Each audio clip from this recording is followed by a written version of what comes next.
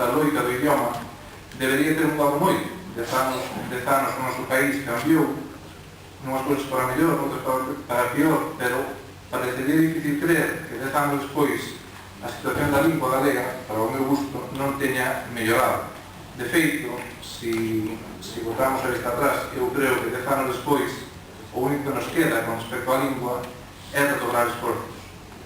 Porque 10 anos despois de eu entrar nesta organización política, a lonxe, a situación presenta-nos ao goberno máis antigalego da historia.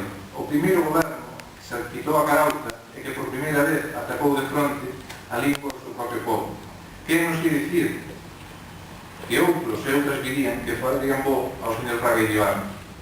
Así como Don Manuel prometeu morrer sen tocar na súa vida un preservativo, Sor Parcas decidiu morrer sen intoxicarse.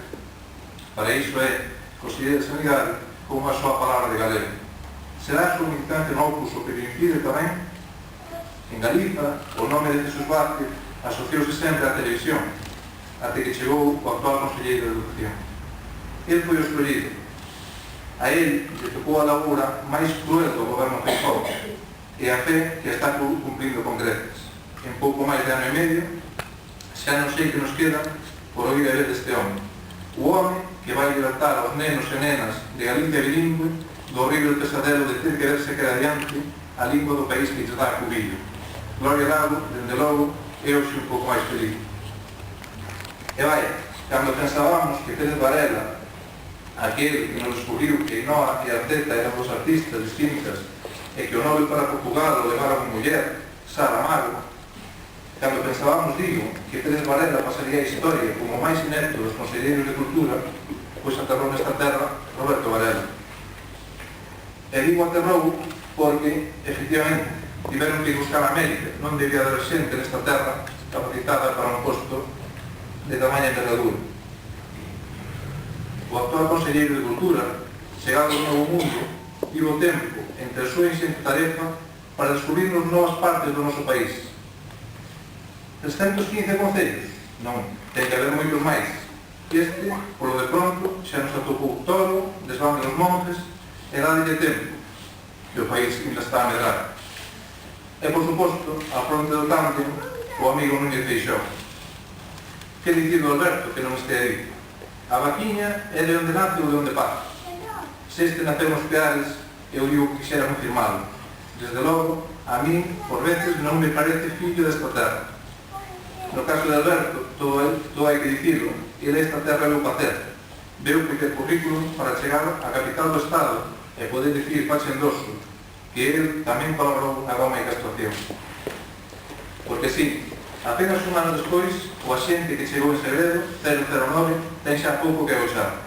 O seu gabinete xa se destapou como o máis antigalego da historia. Afortunadamente, neste país tan desgobernado, queda moita xente orgullosa de si e do seu, orgullosa da terra que a viu nacer. Xente que día a día, na súa vida profesional, fan do galego unha lingua de modernidade e futuro, e que demostra que é perfectamente posible sermos galegos e galegas con dignidade. Iso son os premios Patria e Lingua que hoxe entregamos. Un recoñecemento do BNG de Bergantiños a xente que dentro do mundo da empresa demostra que este país, como dicía Carlos Blanco, é unha potencia e non ten por que renegar de sí. As empresas premiadas este ano e as persoas que detrás delas están representan os bons e generosos que tanto viven no galego. Antes de entregarles os premios, non quixera esquecer de deixar sen mencionar os bons e generosos que recoñecemos no ano pasado e que na loita seguen: Bodegón Trincado, Librería Torre Penedo, a Escola da Rúa, Don Ordenador. Grazas por acompañarnos tamén esta noite e por acudir a entregar o premio e o relevo simbólico aos gañadores deste ano.